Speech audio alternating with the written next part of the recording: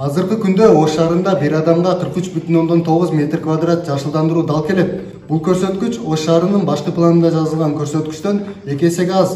Ош шаарынын башкы планын ишке ашыруу аралыгында мэрия 2015 жылдан 2025 жылга чейин ар бир адамга 73,9 метр квадрат жашылдандыруу камсыз кылабыз деген максат койгон. Ошого ылайык шаар 600 000 адамга көбөйсө, анда жашылдандыруунун аянты 2115 гектардан 4434 гектарга чейин көбөйүш керек болчу.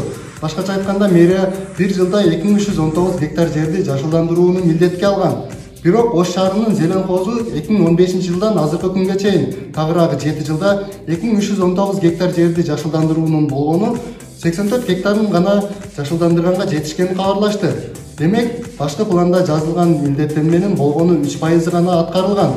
Башкы планда аткаруу мөөнөтү 2025 жылга чейин. Ошондо калган 97% жумушту бүтүрүү 2 жылдын ичинде Ош шаарынын зелен козунун колунан келеби?